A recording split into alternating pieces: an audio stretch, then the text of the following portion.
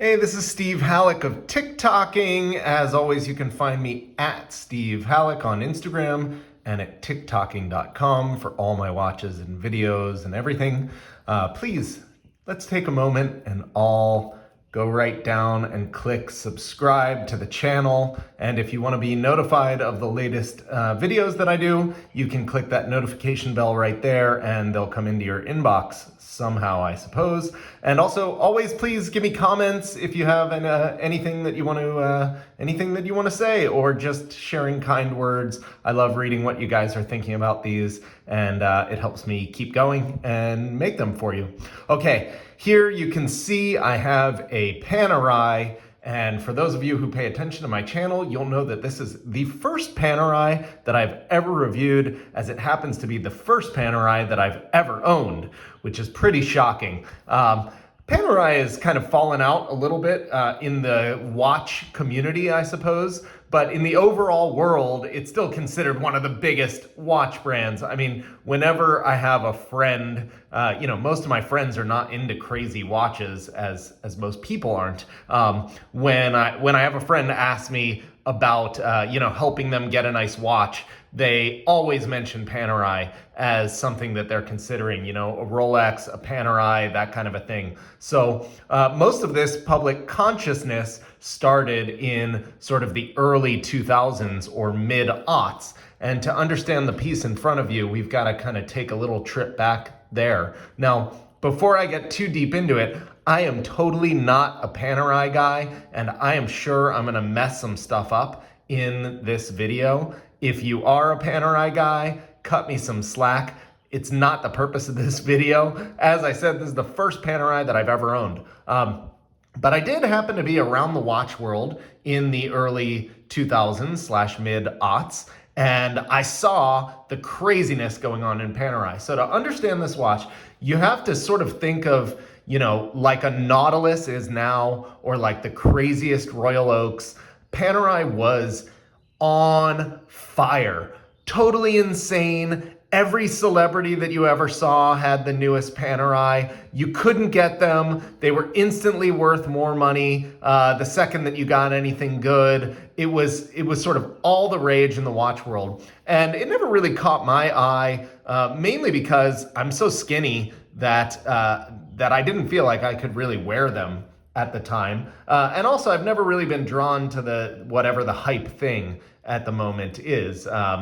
Just like 10 years ago, I really liked my Nautilus, and now I have no real interest in one, right? So anyway, but that's what was going on with Panerai in sort of 2002, 3, 4, 5, whatever. And 2005 brings us to this watch. Now, this is the Panerai Pam 203, and this is pretty much the most legendary Panerai that there's ever been. So my particular first encounter with this watch is what made me kind of always want one.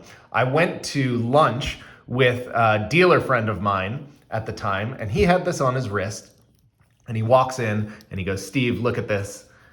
I'm gonna show it to you on the wrist now. So, imagine we're at lunch somewhere in Beverly Hills, and he says, "Check this out." And I see it. I don't really know anything about Panerai, right? I'm like, okay, whatever. Looks to me like any other Panerai. He's like, "I just sold it this morning. How much do you think I sold it for?" So I say, "I don't know, 5 grand, 6 grand, something like that." $250,000. He had just sold this watch for $250,000. So immediately I'm like hooked. I'm fascinated. And he starts to tell me the story of the Panerai 203. So the story goes like this. Panerai, apparently, there's some I don't know, discrepancy on the actual details, but it was stated that they found like a cache of new old stock original Angelus 240 movements, which were in the really old military Panerais, and they found 150 of them, and they reconditioned them, and they made this special edition. Now, the technical features they don't really matter. Again, this was the hype.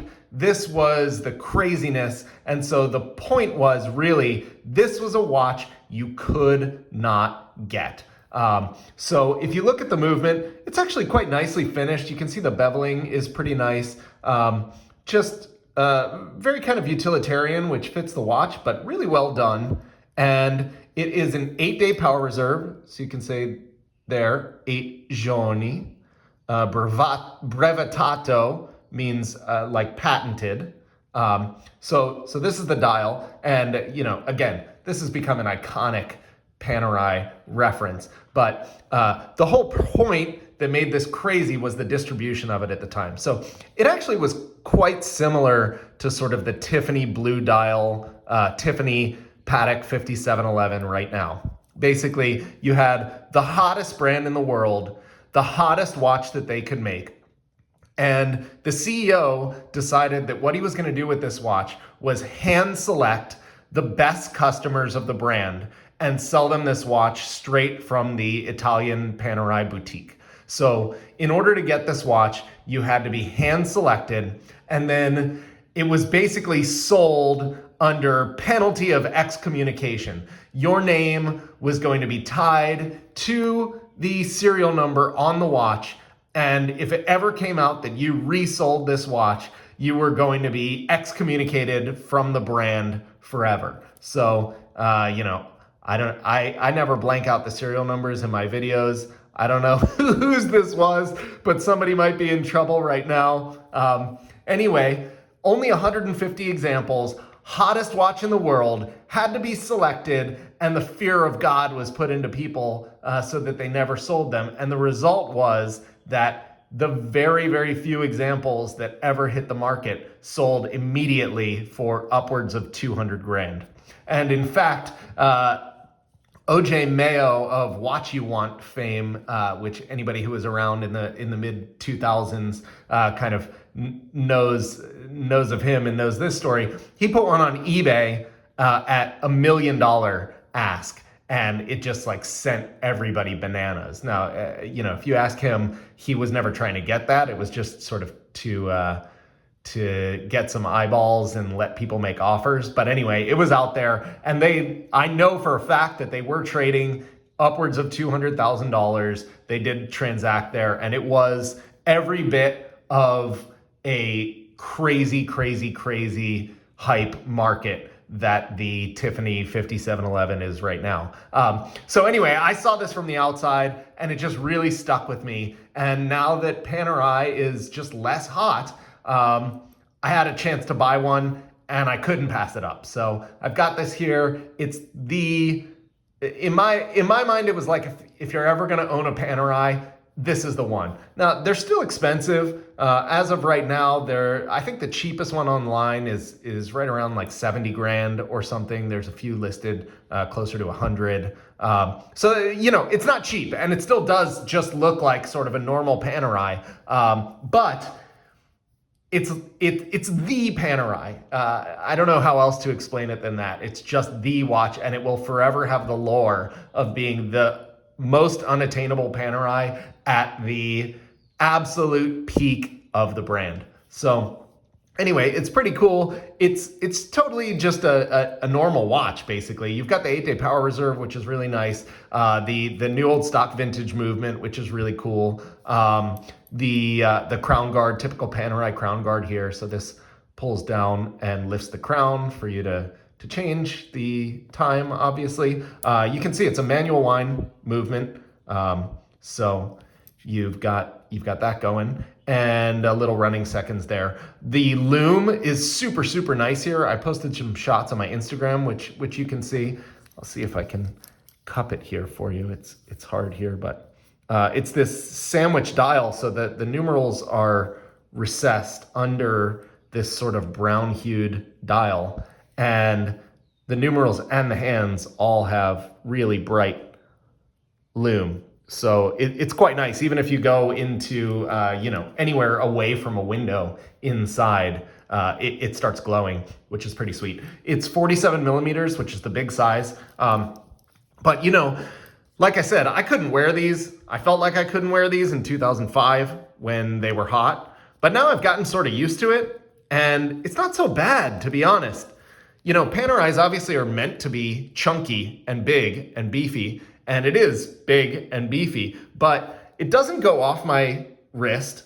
It hugs it pretty well. I think it looks pretty cool, and I actually feel totally comfortable wearing it.